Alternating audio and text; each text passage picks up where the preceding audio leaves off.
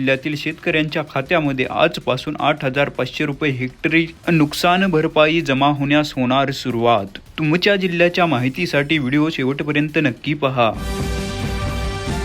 बीड जिल्ह्यामध्ये ऑगस्टमध्ये झालेल्या अतिवृष्टीमुळे नुकसान झालेल्या 1,14,773 शेतकऱ्यांना 56,73,90,000 रुपये निधी मंजूर करण्यात आलेला आहे। आता आज पंचनामे पूर्ण होतात आजपासून बीड जिल्ह्यातील नुकसानग्रस्त शेतकऱ्यांच्या खात्यामध्ये हेक्टरी 8,500 रुपये जमा करण्याची प्रक्रिया सुरू करण्यात आलेली आहे। तुमच्या जिल्ह्याच्या माहितीसाठी व्हिडिओ लक्षपूर्वक शेवटपर्यंत पहा।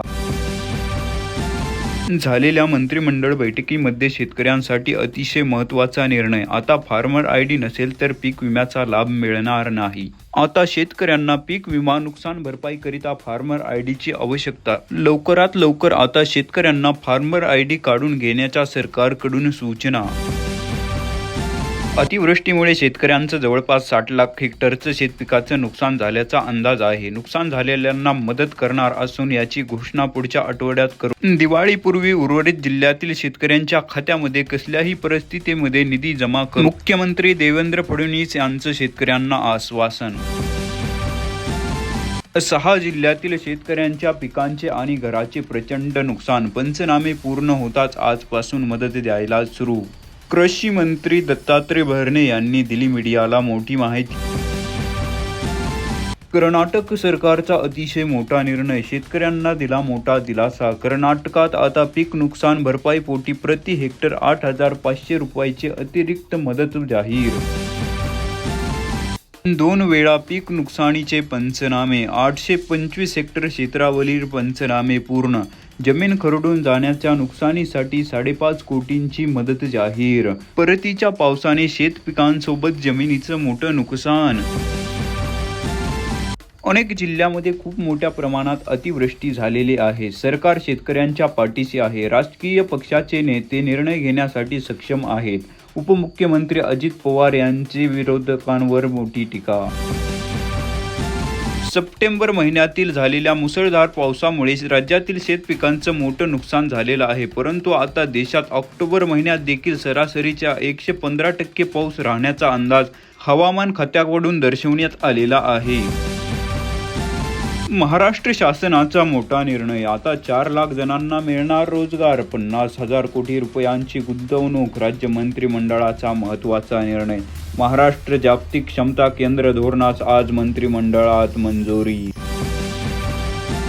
आता शेतकऱ्यांसाठी मोठी बातमी, पीक विमा कंपन्यांना हायकोर्टाचा दणका। अतिवृष्टीची नुकसान भरपाई का दिली नाही असा सवाल आता पीक विमा कंपन्यांना हायकोर्टाकडून विचारण्यात आलेला आहे।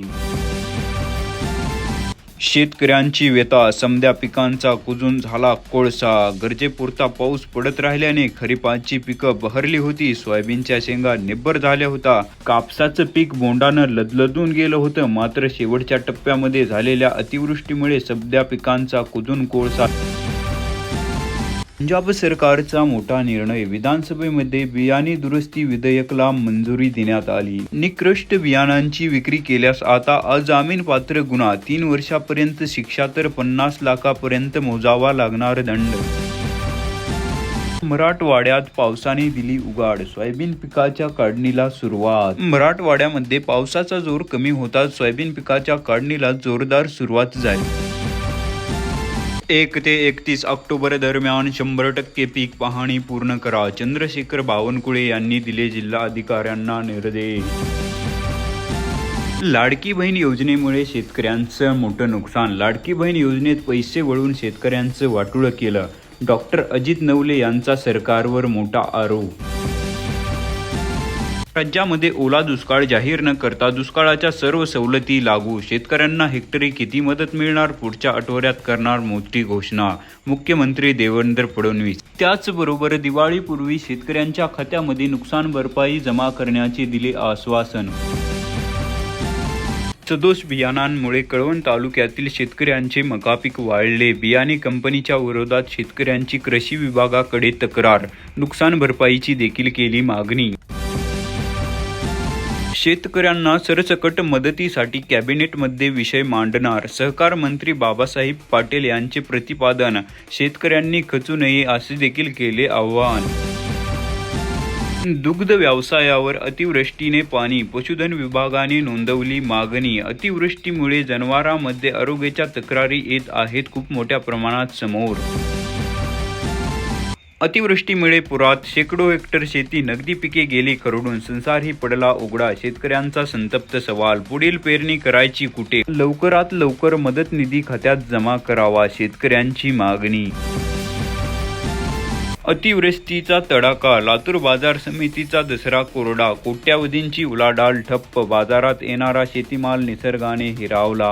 शेतकरी त्याचबरोबर व्यापाऱ्यांचं देखील मोठं नुकसान.